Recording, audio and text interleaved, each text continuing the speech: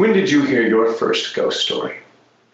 What was it like to sit around the campfire as a kid, listening to someone spin yarn they swore was real? That supposedly happened to someone they knew, a cousin they grew up with, the sister of a pal they knew in school. How does a ghost story get its power? From the imagination of the listener? How does it evolve? Hello, and welcome to another episode of the Los Angeles Bushwick Book Club. Today, we're going to explore one ghost story that has been steeped in infamy ever since it started making its rounds around the campfire across this country. I'm speaking, of course, of Jessica Ford, also known as the Little Witch of Pilots Creek. We now take you to a basement in Montana to meet our host of the show and the author of this month's story, Clay Macleod Chapman.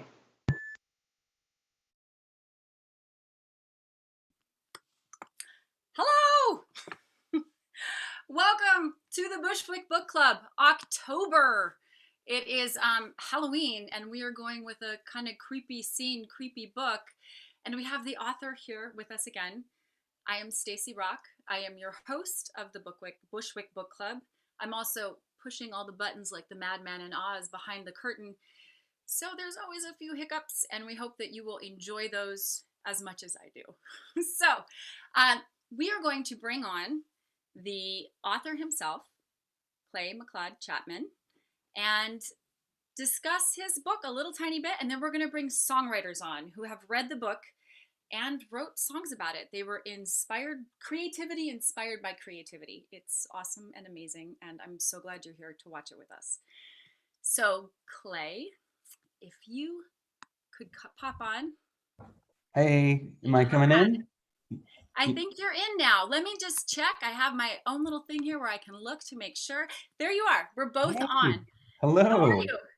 I'm great. This is amazing. I have to say, like, no one will enjoy tonight more than me, frankly. So I think it's you all have, I feel very honored and very privileged that I get to hear songs riffing off of the Remaking. So I'm just a hog in heaven right now.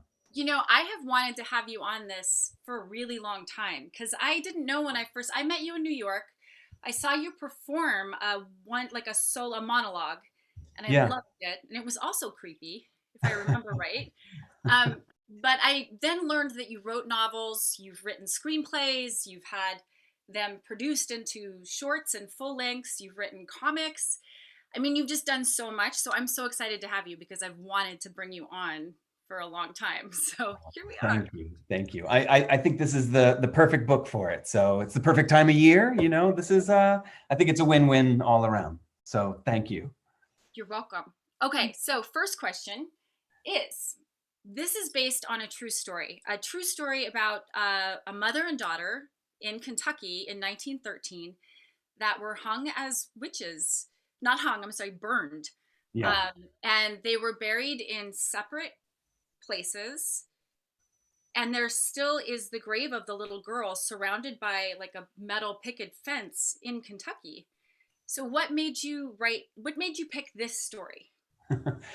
There's a longer answer, and I'll try to keep it as compressed as humanly possible. But the original idea first came about after watching this film called Ringu. And I guess more appropriately, it's American remake, The Ring, starring Naomi Watts.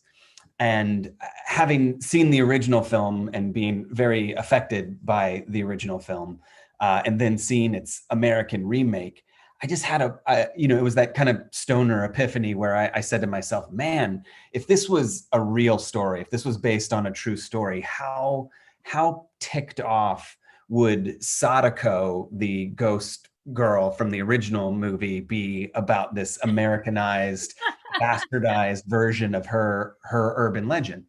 And honestly, that's what kind of started me thinking about this idea of, a ghost kind of being a curse being transmitted by way of the story itself, and all these various permutations of, campfire stories, podcasts, films, remakings. But when I started to kind of think about it in earnest and kind of mapping it out, I didn't feel like it would be appropriate for me to author a story that kind of crossed cultures, particularly a culture that wasn't my own. So the J horror aspect, I said, well, let's not do this. Let's look at kind of an urban legend from America and something kind of steeped in my own kind of particular culture, which is the South. I'm from Virginia. That, I grew up with this idea of, the oral tradition is just, it's been kind of in my DNA from the get-go. And yeah, it led me to The Little Witch Girl of Pilot's Knob. And you can go right now down to Pilot's Knob, Kentucky, and see this grave of this supposed witch girl. Her mother is buried in some unmarked grave in the woods, apparently. Like, nobody knows where she's buried. But as the story goes, if you were at this little witch girl's grave at midnight, you could see her ghost wandering about, and she asks you to help her, and you take her hand. And if you do, apparently she like grabs you and takes you, into the grave with her. And that to me is, it's terrifying, because I believe, I'm a firm believer in ghosts, but also just the kind of the power of that story, but also the fact that it's for what we know historically speaking, these are two women who were believed to be witches. Their community kind of rallied around this kind of basic premise, this fear, this prejudice, and they acted upon it. And that to me speaks kind of volumes that, like, to this day, the urban legend of this little child persists, when the kind of the historical, the kind of the factual is what gets kind of embedded and buried and subdued. I looked up pictures, and I used it in the montage in the beginning. It's like her grave is there, and it still has the crucifixes around it, or the fence made out of crosses. And it is kind of crazy this day and age to think there's an 8-year-old girl buried there that still holds this mystique of being something, that it's just there. It's part of the past. It strikes me that just the kind of the power of our own fear and the power of our own prejudices can kind of persist, decades after the fact, almost a century after the fact. And there's ghost hunters all online that have gone there, and they've written their blogs about it. I read some of those.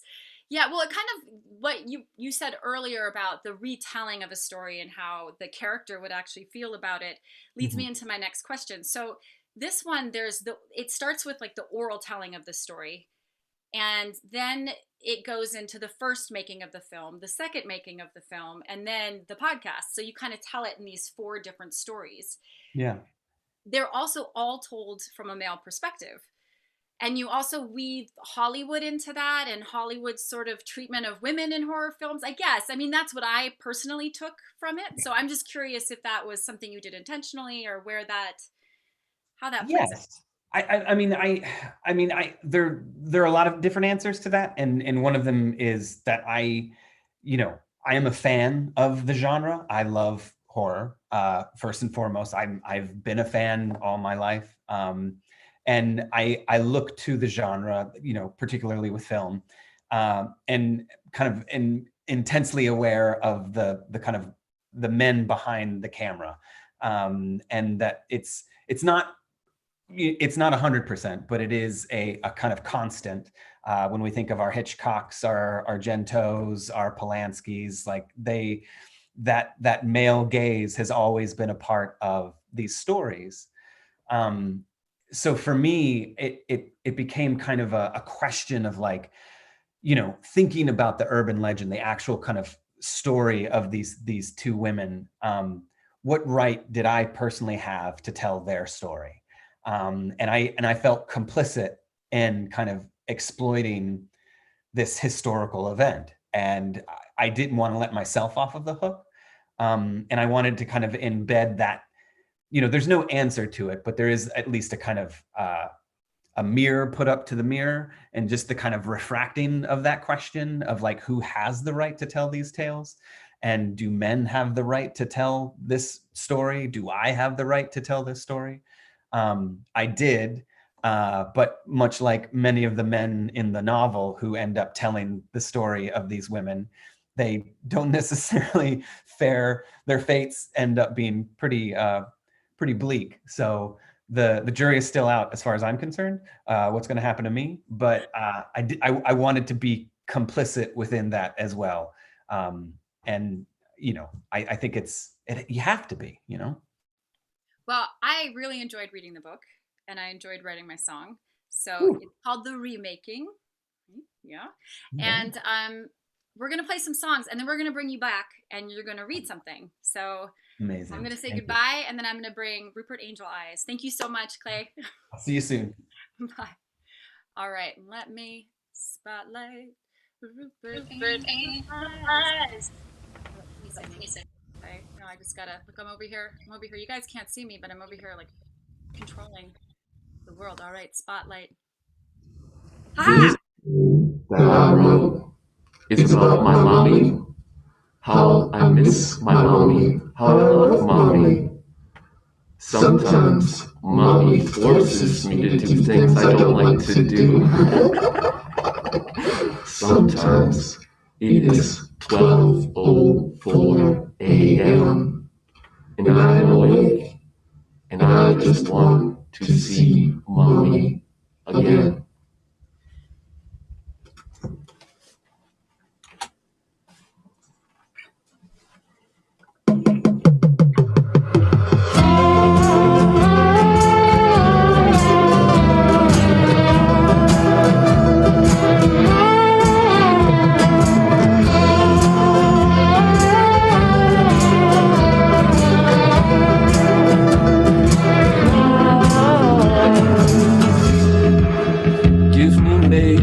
I'm a monster for you, working all night.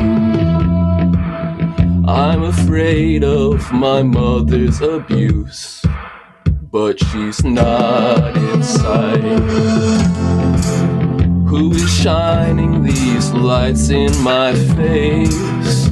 I forgot my lines. I wish I could run away and slip into the night.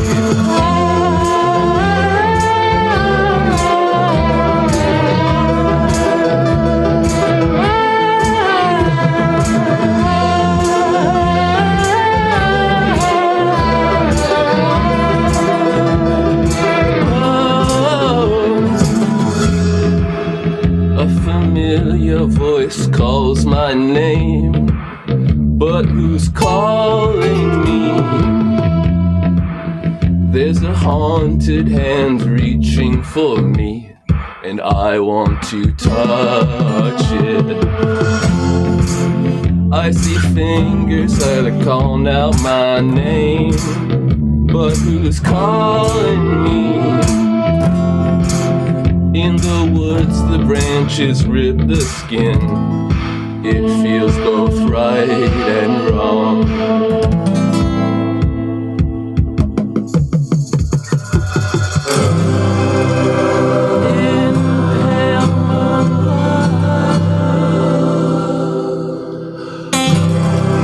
I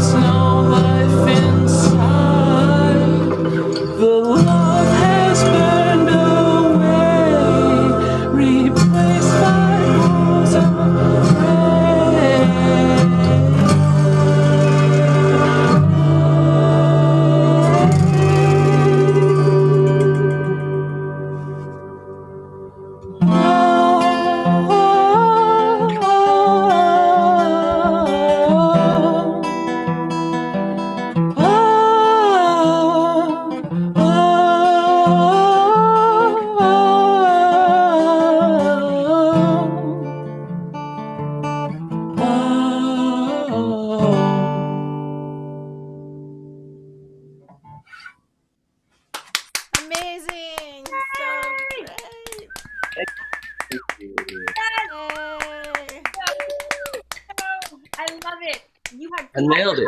I can't believe I'm so talented. I can't either. Do you put you at the front or you go at the end? It's like, but I mean, you made a horror movie song about just the actress, like the part of being an actress. It's fun stuff. It's very fun to make. Like a mommy dearest kind of thing. I loved it. And also you turn the mask into like a horror prop, which is fantastic for the times. It's kind of hard to be scary. Thank you so much. That was Rapert Angeleyes. Next, we have Gunnar Larrson.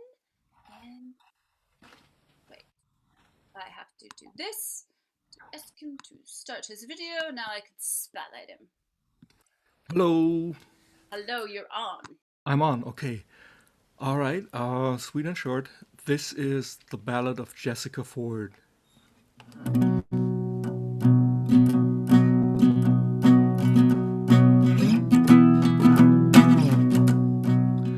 This is the story of Jessica Ford.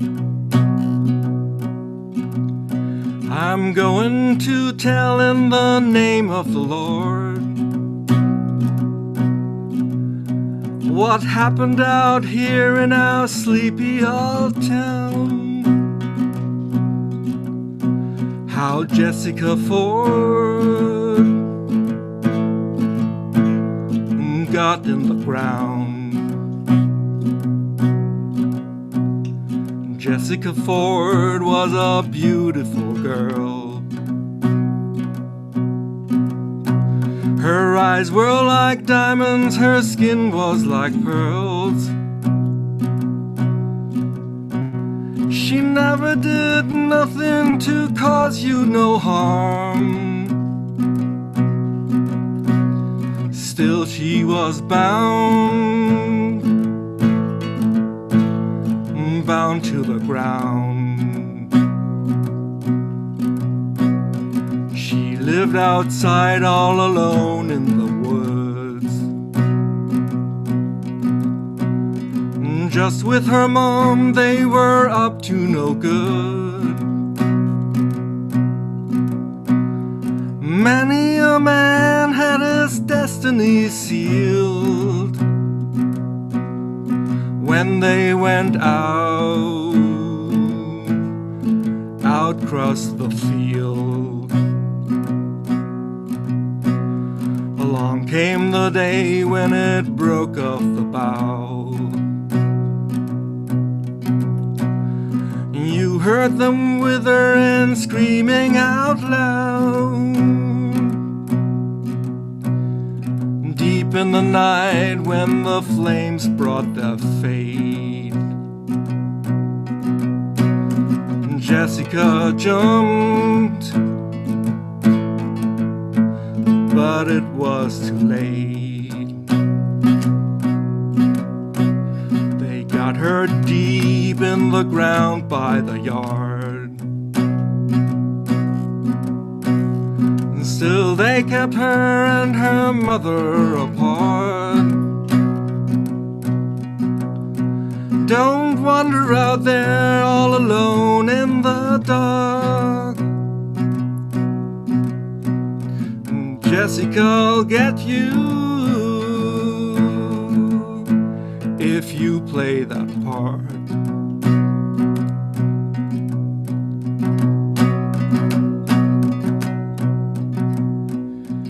This is now many a year in the past. Still here on out, this old curse it will last. Just you go out there and see for yourself. But you might be found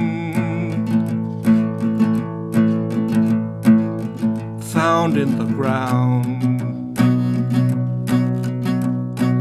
We carry this burden a century now. Still we can't help her, we just don't know how. So we all gather and pray to the Lord. Father, have mercy on Jessica Ford. So we all gather and pray to the Lord. Father, have mercy on Jessica Ford.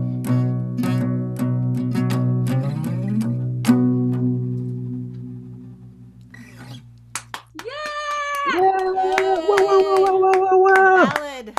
Yeah. A ballad. It's so perfect. Her name is so perfect for this kind of Right. Jessica Ford. It is. It's perfect. That was awesome. Thank you. Up next is Nicole. I'm going to say her name right. Tourtelot. I love saying it. Nicole Tourtelot. She is next, and I am going to find her on my giant list of people. I'm just going to take you guys with me every time I have to do something on this thing. All right, here we go. You're on.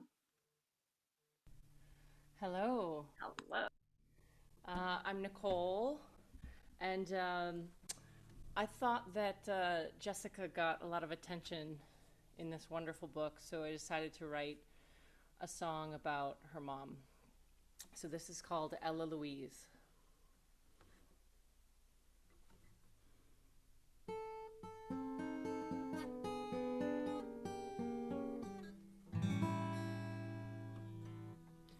Born with the mark of the devil on her, raised in a house with the curtains drawn, played in the woods among the shadows, howled at the moon till the early dawn. Ella, Ella Louise, Ella, Ella Louise. How you gonna get out this time? How you gonna get out this time? Moved to the dark canopy that kept her, built her a house out of mud and stones, hid from the town till hunger hit her, begged for their scraps and chicken bones. Ella, Ella Louise, Ella, Ella Louise. How you gonna get out this time?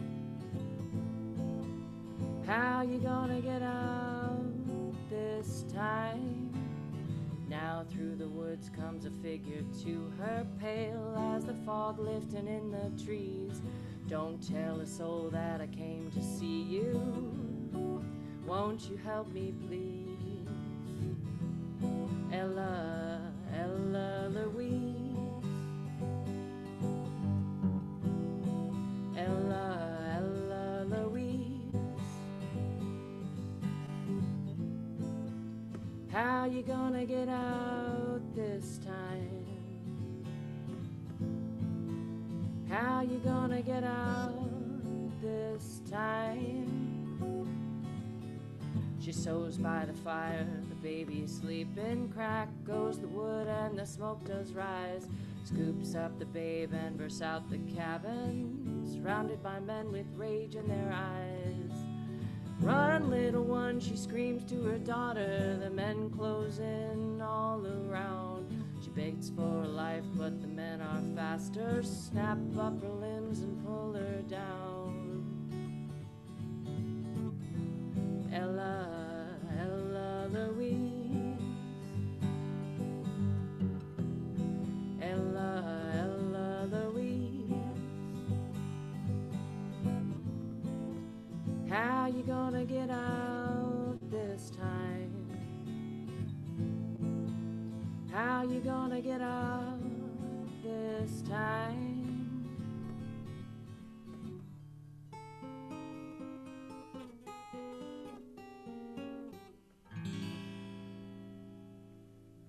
Thank you. Beautiful, beautiful song.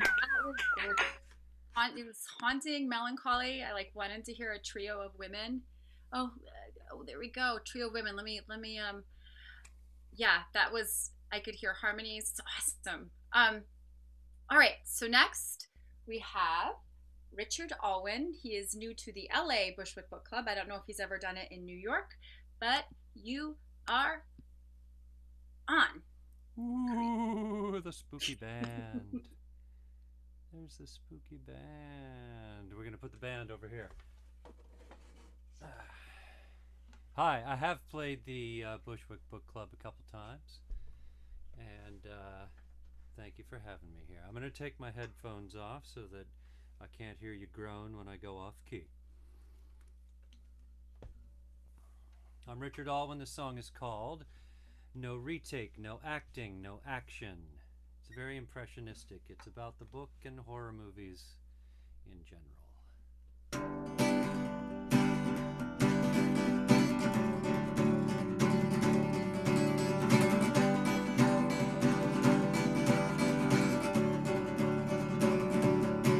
It takes the only shot, but it leaves her conscience dry and she feels worn out. And as the camera pans, she says she always used to talk a lot, but then they're only sourcing you. Always only looking for to catch you out, thinking they can hem you in with a little bit of, oh, didn't you once say yeah?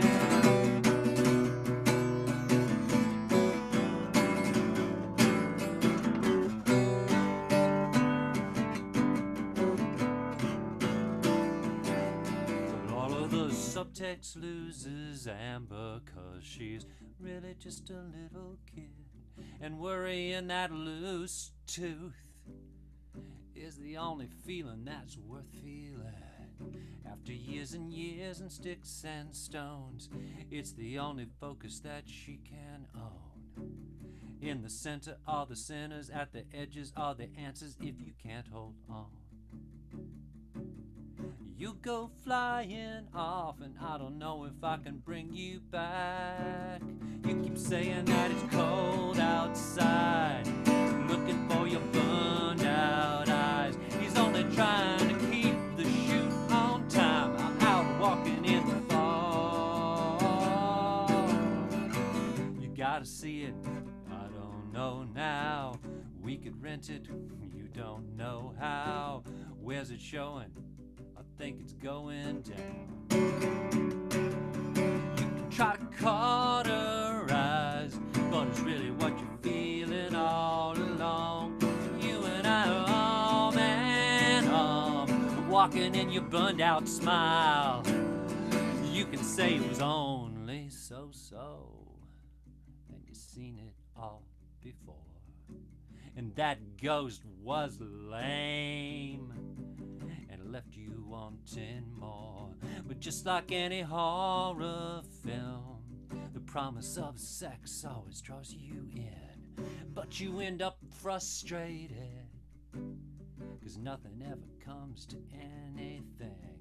And when you're walking home alone, feeling like a loaded gun, everything's a clicking hammer, whether you're a nail or a screw. When she spit out that tooth in the final scene, well, even Marlon Brando blushed when he talked about what he had seen. I saw him in an interview, maybe on the Carson show.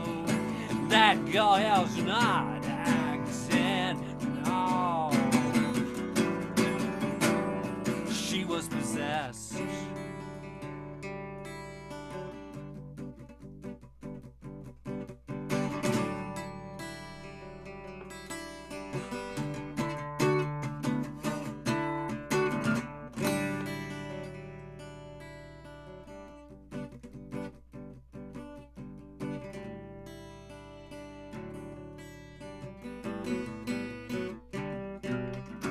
Boo! No!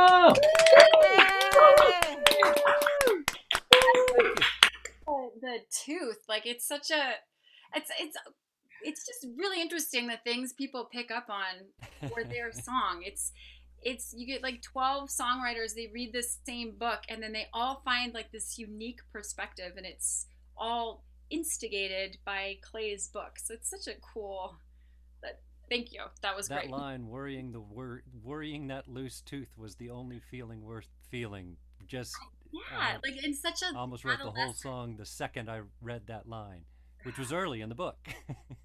Do you know, it's funny because sometimes people, like when I listen to the songwriters, I'm like, why didn't I think of that? You know, like that's such a great image. I wish I would have done that.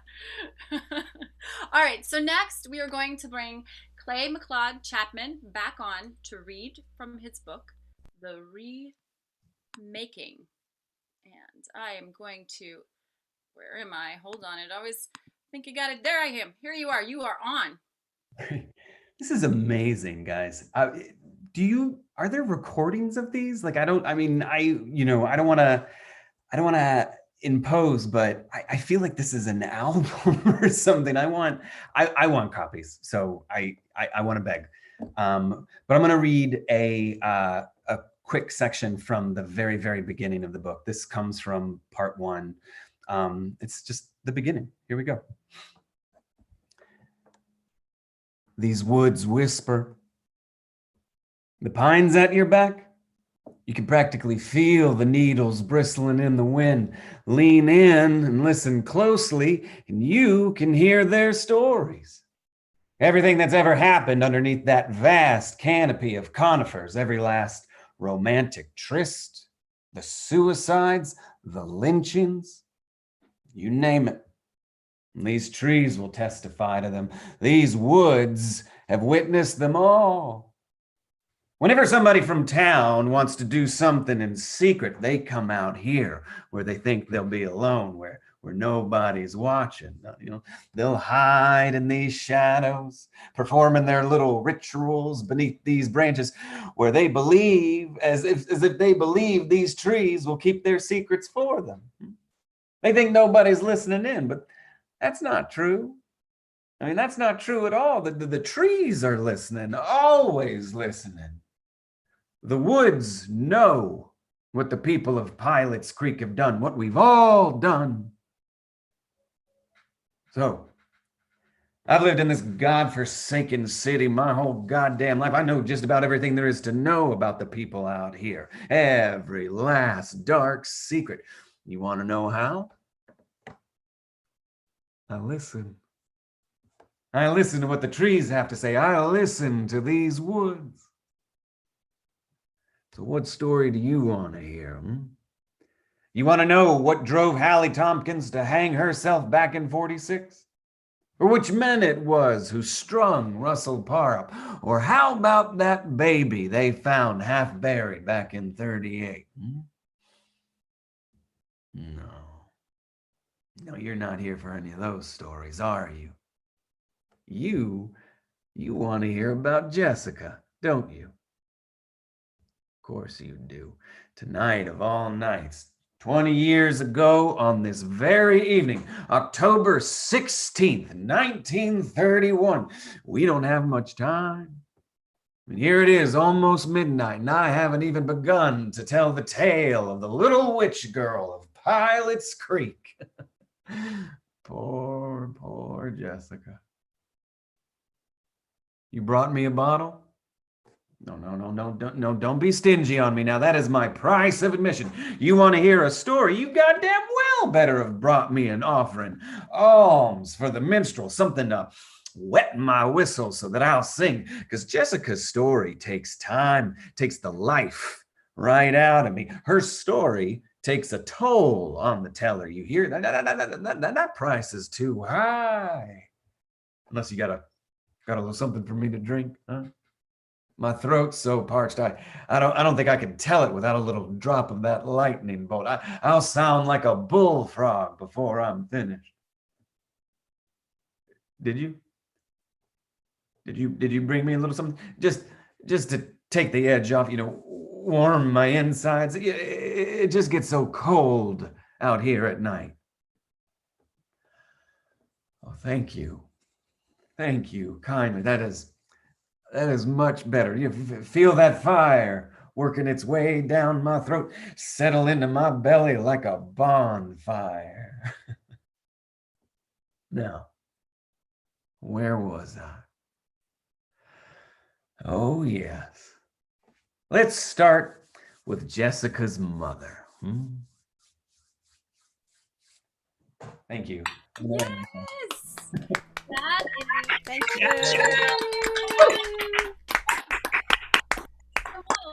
That was great. So I don't want to give away any of the story really, but I mean, we're kind of the whole thing kind of gives away some of it. But is that the same guy the podcaster meets? I knew it. Okay, he shook his head. Totally, yeah. Or maybe I wasn't supposed to tell you off screen, but I thought so because it occurred to me later. I was like, that somebody really likes to drink in this book, and it's Like the old talker in the diner, right? Yes, at the end. Yeah. Hey, we're good readers. Time never dies. Yeah. He's really old. I mean, the description is very old at the end. Okay, so he's kind of the through line. Gosh, I'm just a literary genius. So next we have Justine Kragen, and you are on. Hi. I read this book on Friday from start to finish, and I really enjoyed it. And I wanted to write about sort of the supernatural connection between the spirits and the people they possess, Jessica, and there's her mother's in there somewhere too. It's kind of hard to say, but here we go.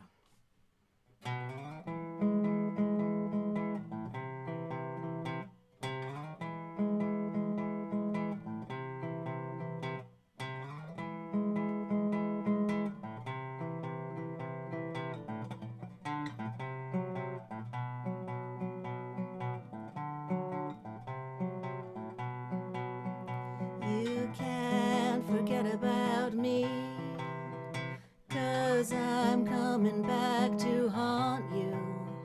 I need your eyes to see the reason that I alarm you. I was summoned by your stare. I can reach you anywhere.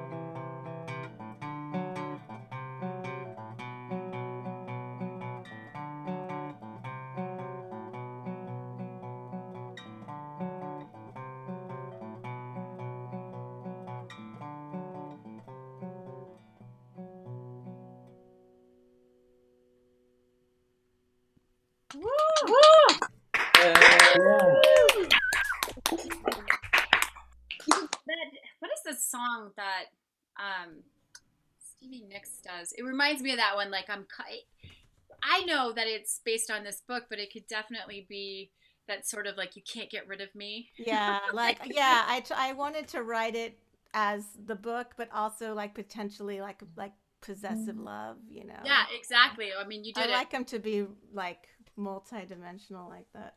Yeah, it was great. I'm trying not to say the word awesome 1,000 times. I don't know.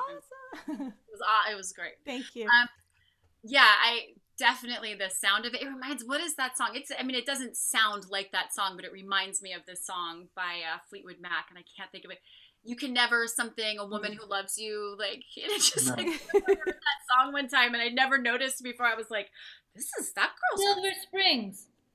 Yes, I was like, that girl is not going away. All right, so up next we have Dave Derby. You are Hey there. So my song is inspired by, I guess, I don't know how to pronounce their names, the Terraino brothers or Terreno brothers, who were the producers who wanted to rewrite the show, and they wanted to make Jessica like a young woman, because hippies were a big deal, and they thought they could sex cells and they could have a, you know, different kind of Jessica. So this is kind of inspired by what might have happened if the film took a different tack and if Ketchum hadn't fought for what he believed in. It's called Ghost Hippie. Ghost Hippie, the Jessica we might have seen, a different scream queen who haunted our dream. With a shade of blue movies, I think you know what I mean. Ghost Hippie, how does that weightlessness sound? And how do you turn this around? Or do you let it go just like you did? And now you're closer, the casting won't set. And will you own up to the terrors that you can't forget? Ghost Hippie, how do you play it from here? Running lines when the motive's unclear. Do you think it might just disappear? Like that fateful night of yesteryear.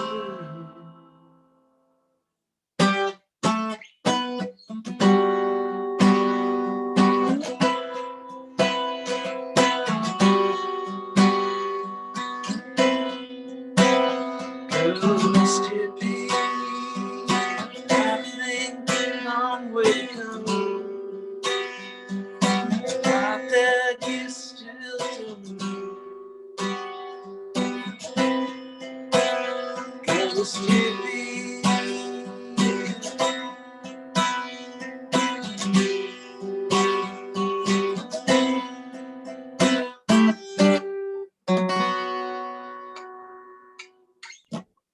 that's it.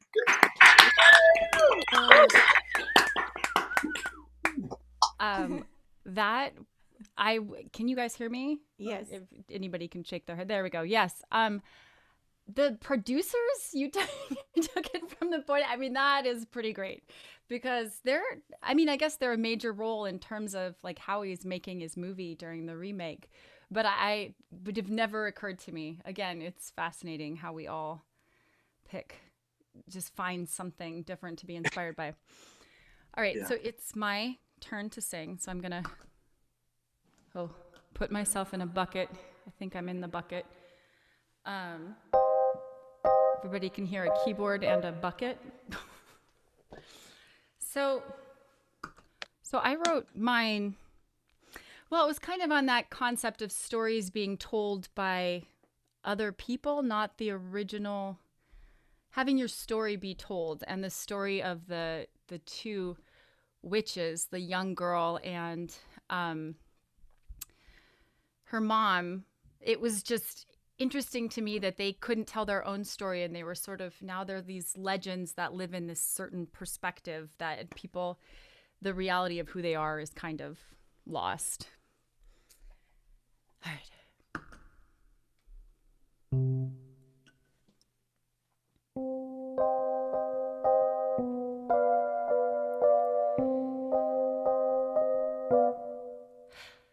You can't bury me deep 'neath an inch of concrete, but I won't stay down.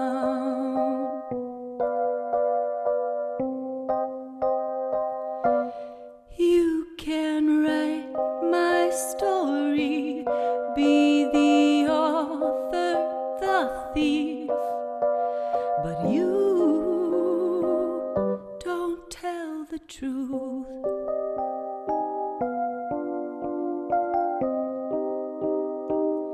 How about you start off your book with the 3 men who took an 8-year-old girl to her grave?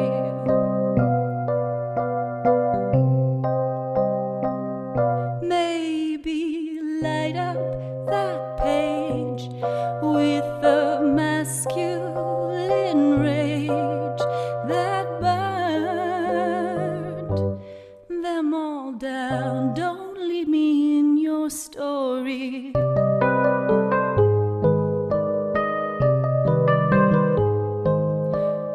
Why do you think you can walk in my shoes and then own me? The writer's room, the scales are tipped, another story's being gypped. Just give me the pen, I'll write myself in. Don't leave me in your story.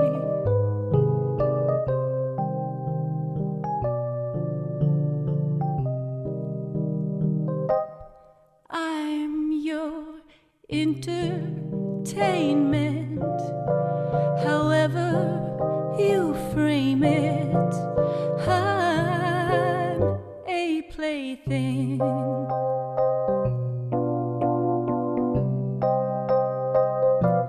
When you sleep on my grave, maybe whisper my name. Now who's depraved?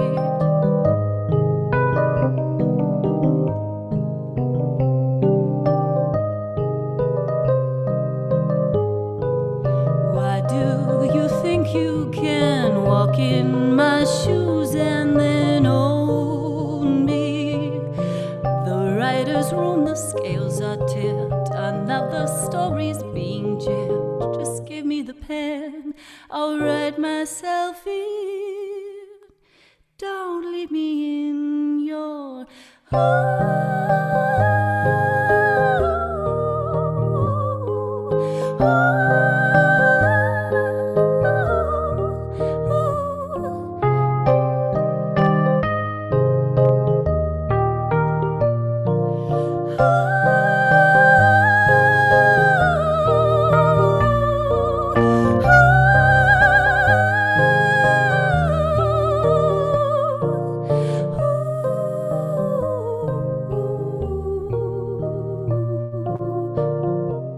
Don't leave me in your story.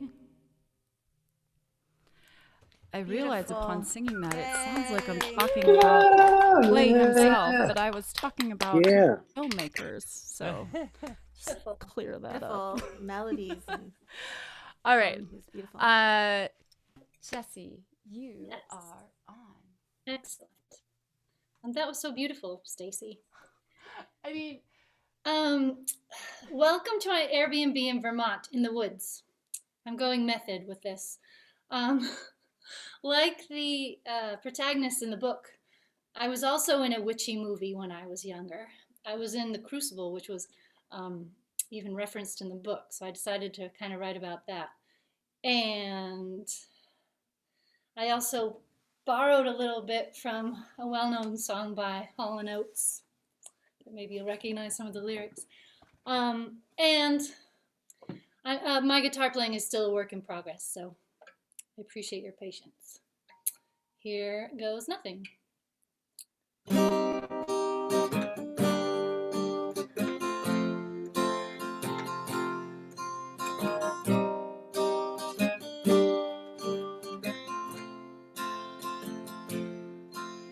If you go out in the woods at night, be mindful as you tread. The trees are always listening with the ears of those long dead.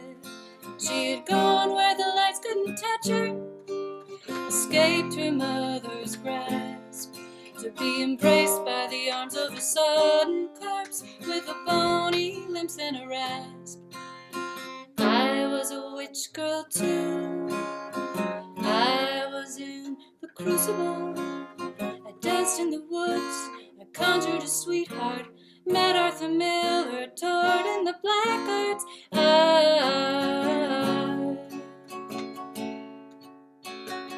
was a witch girl too.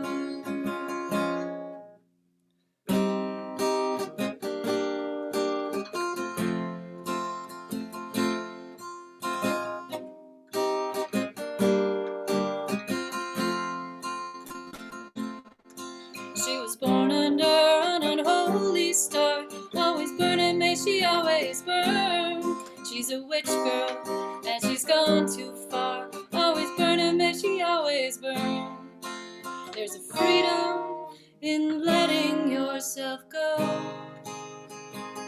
living on the outside, you don't have to follow the rules.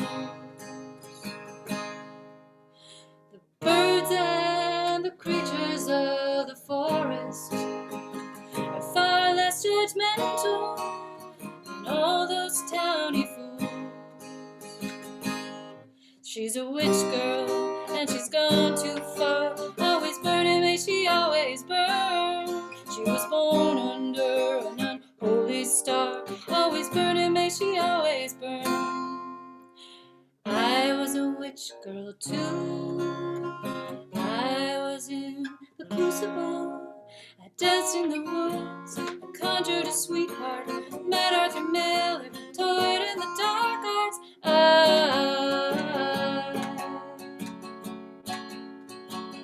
was a witch girl too. Yes, I was a witch girl too.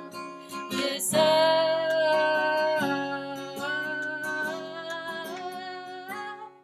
was a witch girl too, and my name is Jessica, technically, but no one ever calls me that. Thank you.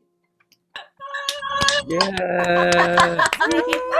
And I so perfect. You're a witch girl. And you know, yeah, I heard that. Okay, thank you so much. That was great. Okay, so now we have Gary Burton. Let me find you.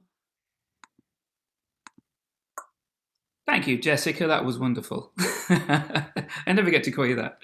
Hi, everybody. Hi, Clay. Thank you for a very inspirational book. I kind of went off at a little bit of a tangent. I had a great spooky time because I was finishing up reading the book on a small trip to Portland, Maine, and then driving up to Bar Harbor. So I went through a lot of small town America and saw a lot of those small town graveyards. So I kind of got out and had a look around and soaked up all that spooky atmosphere. And I saw a couple of kind of military type graves, I suppose, which just triggered something off. And I thought about the idea of doing a kind of protest song, an anti-war song, but from the beyond. So that's what I did. And it's called A Soldier's Grave. And I'm playing in a video, so I'm going to share my screen and hopefully I'll be able to play it for you. Here we go. Rows and rows of headstones, and one that bears my name, but none of them dare whisper the age of my remains. Cannon fire will carry the orphans of my soul. The battle cries still bind me to life when I was whole. And from the trees the temporary leaves will blow away, but the wind will beg eternal night to stay. A vicious vow to twist the bough and bear the bitter fruits, my bloodless veins entangled with the roots. I laid my weapons down, but not to sleep. My pain lies underground in fever dreams. I'll never rest in peace. Catacombs and roses tell heroes of the past. The moon and all her sisters will light these cenotaphs. Lonely brides will marry in widows' gowns again. My comrades keep on fighting, their uniforms are stained. And in the fields where frightened teens were kneeling down to pray, the final strains of glory days will play. A vicious song that's played too long to drown the bitter truth, the blood and mud still clinging to their boots. I laid my weapons down, but not to sleep. My pain lies underground from things I've seen. I'll never rest in peace. And I speak of nothing, but I'll sing of my revenge on the conscious plans of rich men of dubious intent, who cared for nothing but infamy through shame. One day they'll feel the rage of these remains. I laid my weapons down, but not to sleep. My pain lies underground to feed this grief. So I'll never rest in peace. No, I'll never rest in peace.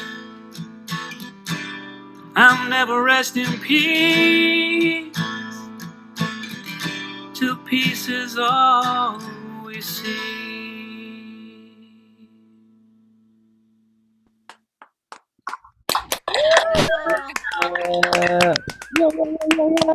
Yeah. Thank you. Yay. I'm trying to figure our way out of that. Great job. Yeah, thank you. It's spotlighted your video for everyone. There you go. You guys, this is a learning experience. So when you said that you had read the book and then you were driving and you went by the graveyard and then it sort of kicked off something else related, but something else. I find that happens a lot when you read these books because you don't really know what you're going to write about, but they sit in your head. Yeah, I mean, this was really all about the wonderful atmosphere that was created. So I was already in that frame of mind, and then just put something else together. And it's also not really the type of song I would normally do, but it just lent itself to that kind of more folky sort of feel. So it was perfect. Yeah, great, thank you. So we have one more performer, and as you can see, when it comes to screen share, I'm a genius. So I'm going to share his video. His name is William Belote, and if you just give me a minute here while I do this, it's in here somewhere. So let me, this might be a cacophony of crazy right now. That's what I'm going to call what's going to happen as I try to figure out how to find this video. Stop that share. Hey, it's me again.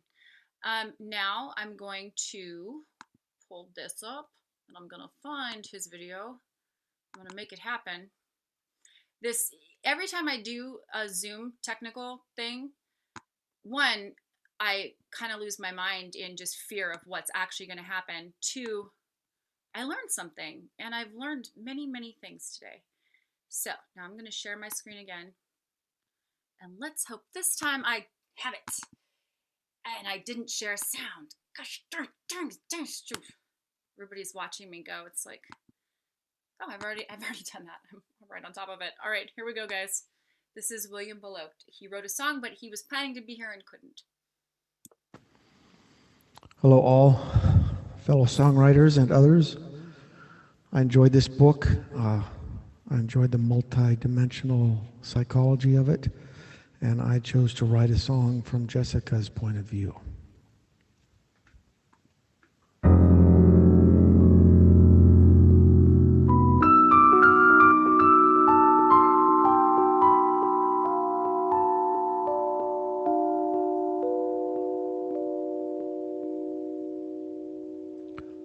Mama and me made potions and tea from flowers and roots in the forest. Ancient recipes the others can't see. In fear they brought Bibles and torches. They lit her up in righteous delusion, forced me to watch as a lesson.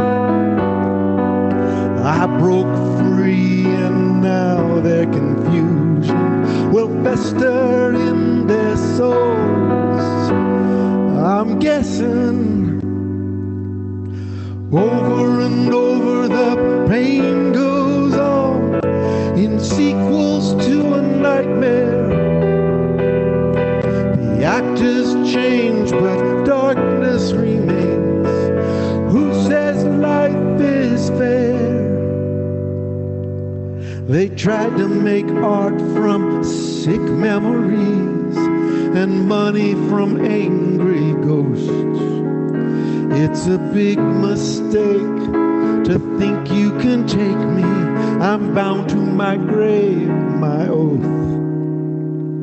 Well, I swore with my last dying breath I'd wait for fools like you to sniff around, excited by death and drunk on my home brew. Over and over the pain goes on in sequels to a nightmare. The actors change but darkness remains. Who says life is fair? Who says life is fair? Oh, who says life is fair? Who says life is fair? It's tempting to call it deja vu, but who are we trying to convince? Taking the scent of human barbecue, these are your clues and hints.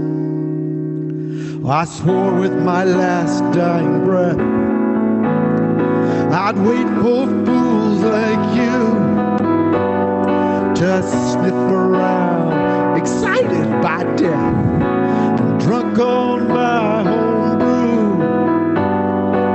Over and over the pain goes on in sequels to a nightmare.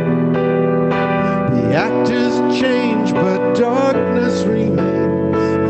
Who says life is fair?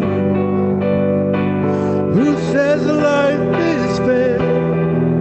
Oh, who says life is fair? Who says life is fair?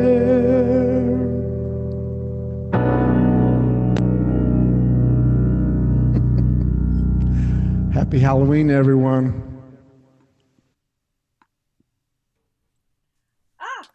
Yay! I would talk to Yeah. right now. So that's all, folks. I want to thank all the songwriters for writing to this awesome book. Clay Macleod Chapman, thank you so much. The Remaking is the book. And I'm going to that's eerie. Sign off the streaming. Here, we can all come on. Look, here's all the songwriters that have their videos on. All right, y'all. Goodbye. November. I can't remember the book in November. You'll have to check our website.